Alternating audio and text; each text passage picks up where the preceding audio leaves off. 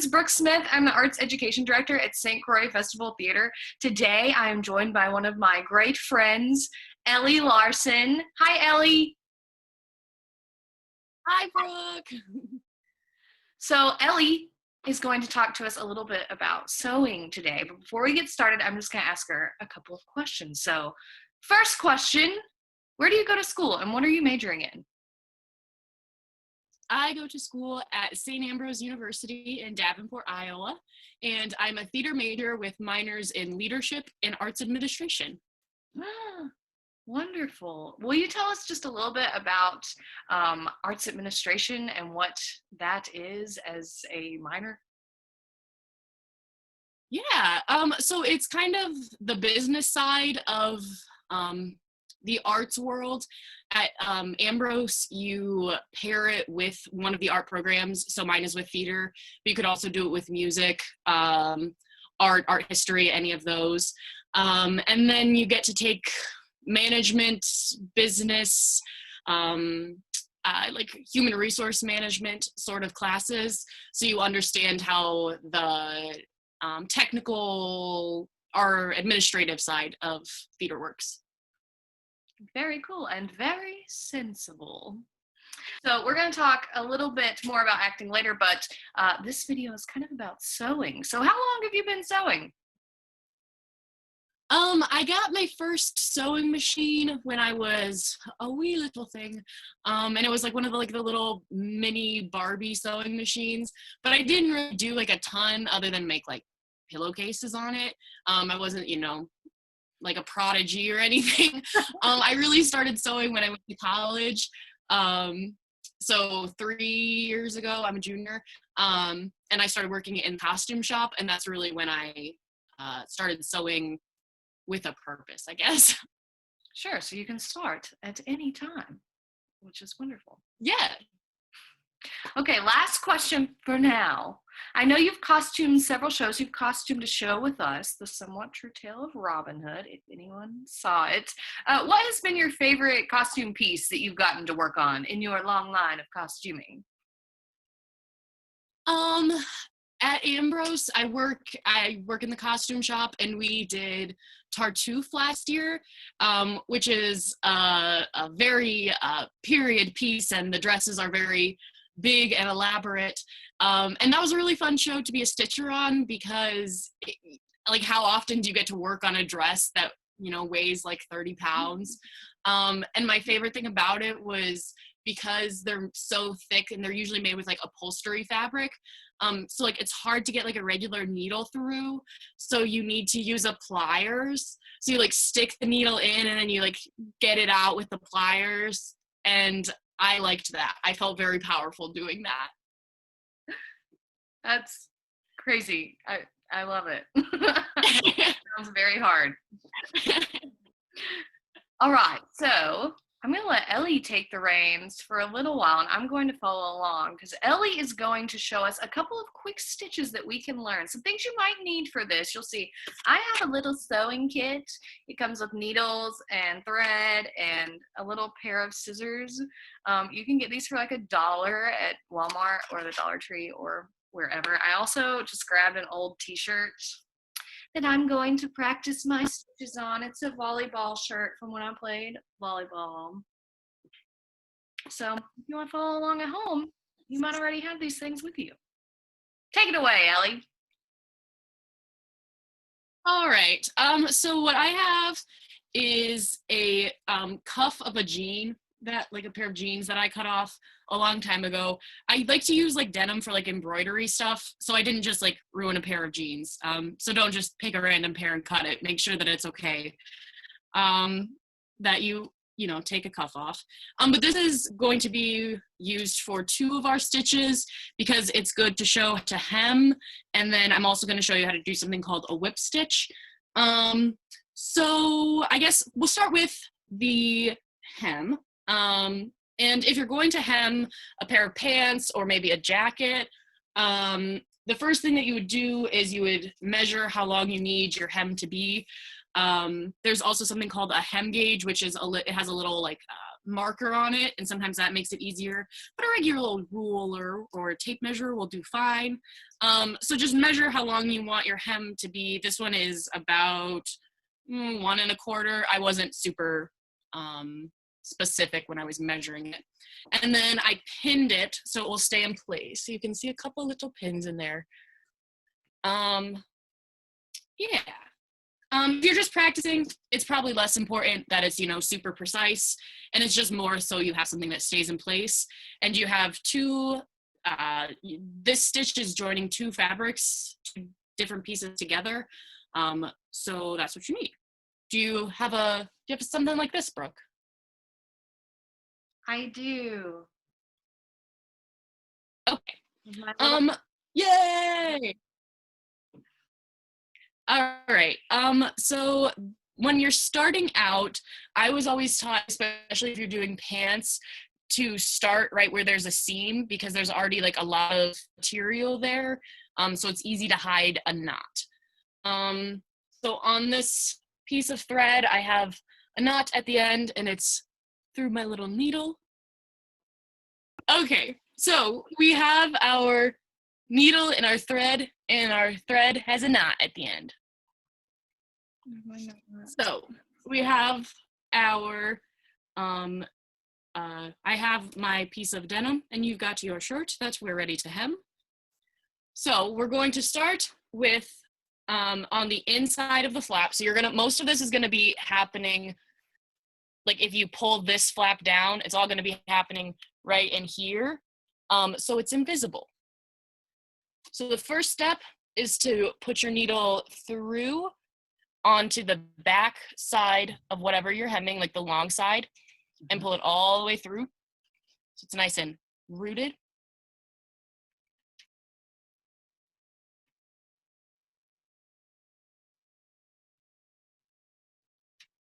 All right. Now the next step is on the flap part, this part that's down here. You're going to take your needle and pick up one or two of the threads, as little as you can, because the less you pick up, the more likely it is that you're not going to be able to see it. Like if you poke all the way through the material, then you'll be able to see it on the other side. But if you just grab one or two threads, then it should remain invisible. And then you're going to pull that through.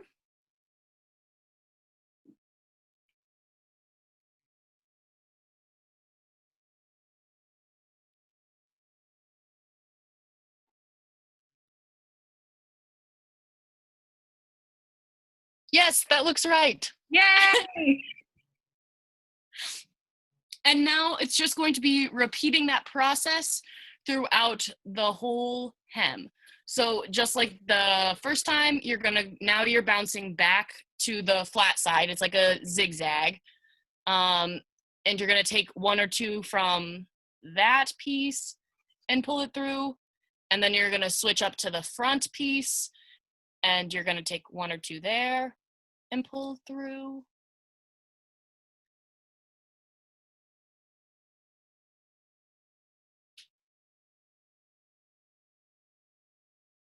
And as long as you're only taking one or two little threads from your material, then you shouldn't be able to see anything when it's folded up.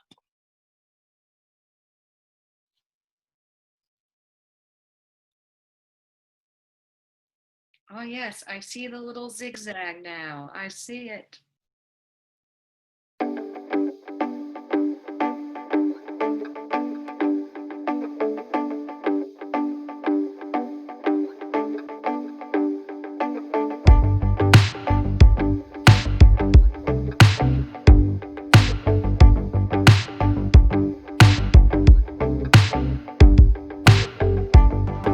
Look at my little zigzag. Oh, I love it.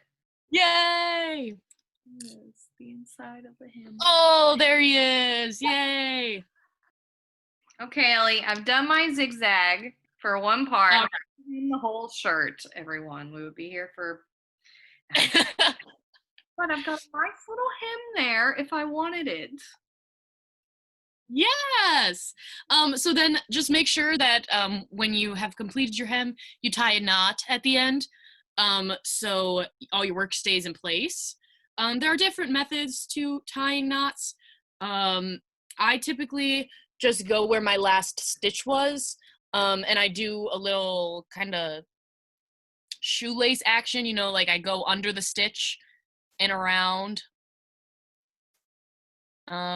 So let me see if I can get this up close. So I go under that. Can you see that? I can't. Okay, under that stitch, and I pull it through, and then it creates a little loop, and I go back through the loop, and I pull my knot tight. And then I usually do that a couple of times just to make sure it is secure. Nice.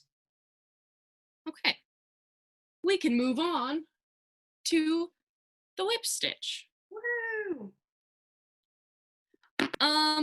So on your t-shirt, let me think about the best way to do it on.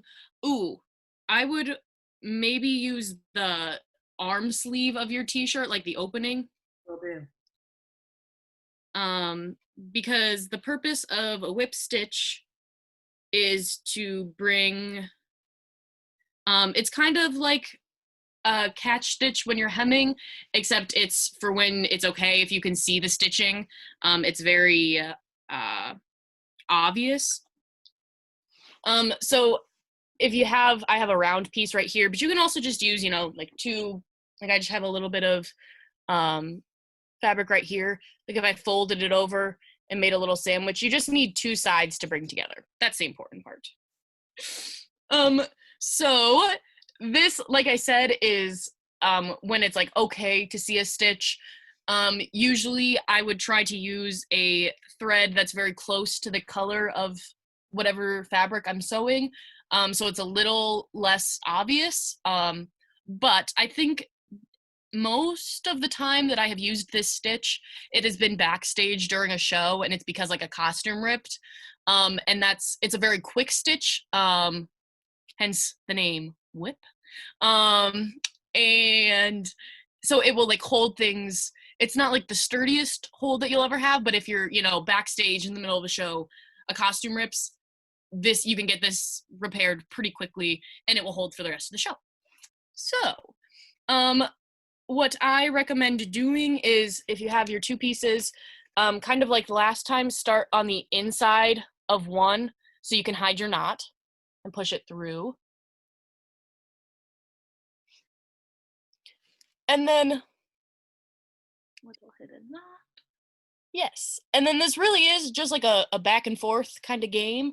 So you're going to take your needle and your thread and you're going to poke through on one side and then keep poking through all the way to the other side, like that, and then pull it through. And then you can see that it has made a little whip stitch right there. And then so you're just going to keep doing that for the length of your piece. So you're going to go down to the other side, whatever side. So we're on the top right now. So we're going down to the bottom. And then we're poking all the way through, back up to the top. And then pulling it through. Yes! Yay! And then you can just do that for the length and it will seal it up.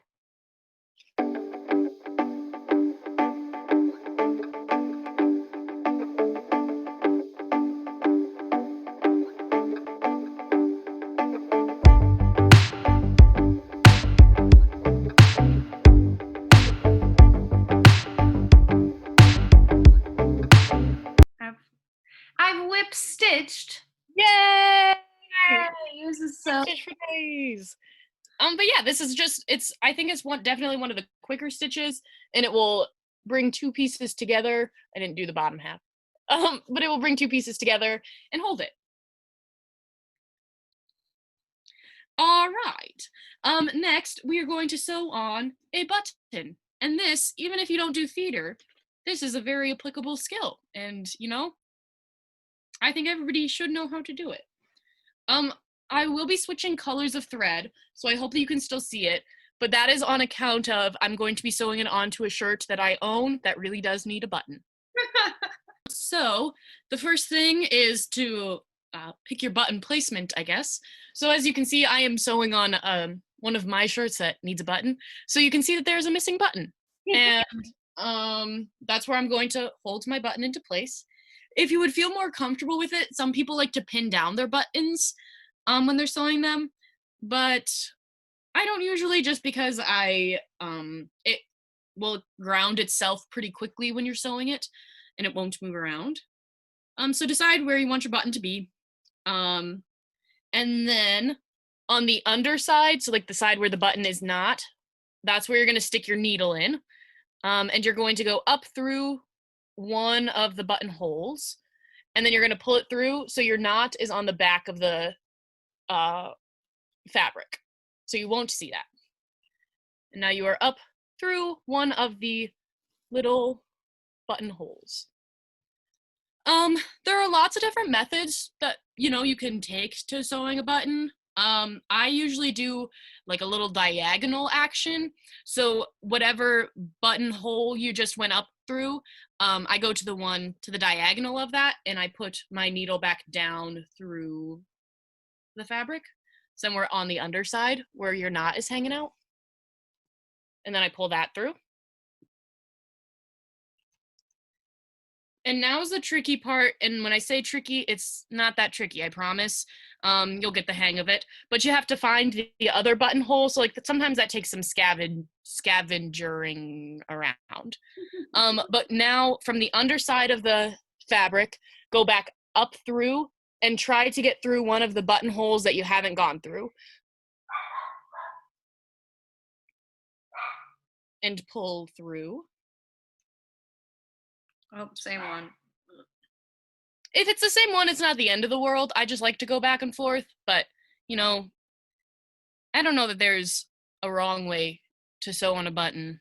Well, I'm sure there's at least one wrong way, but that's not it. Yay! Okay, and now, just like before, go through the diagonal, that one. So now all 4 buttons should have a thread going through them. Or buttonholes should have a thread going through them.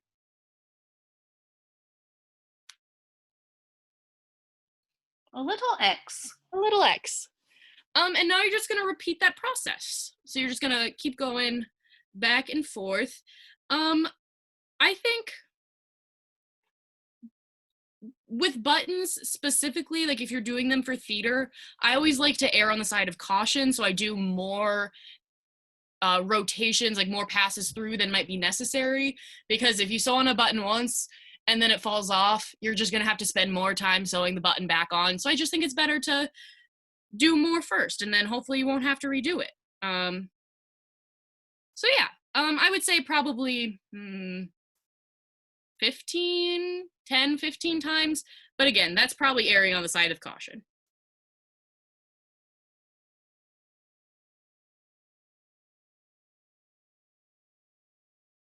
Another good test is to, just give your button a little wiggle. See if it moves around at all.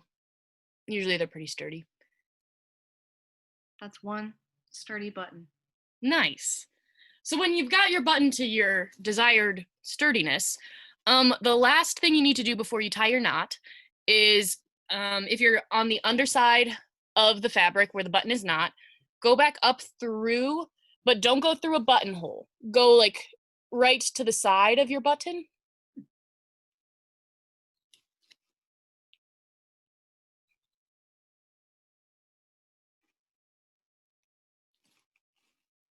Yes, like that.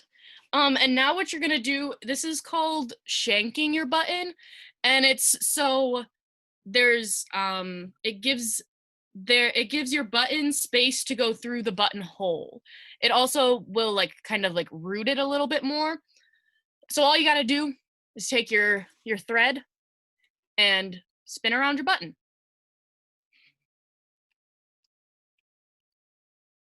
You could go clockwise, you could go counterclockwise, whatever, whatever trips your trigger.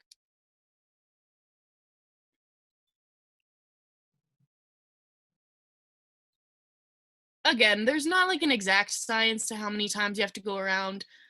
I would just say until it's, feels sturdy to you. And then once you're finished shanking your button, you're gonna go back down through the fabric, just kind of like how you came up. So don't go through a buttonhole, but just like right to the side of it.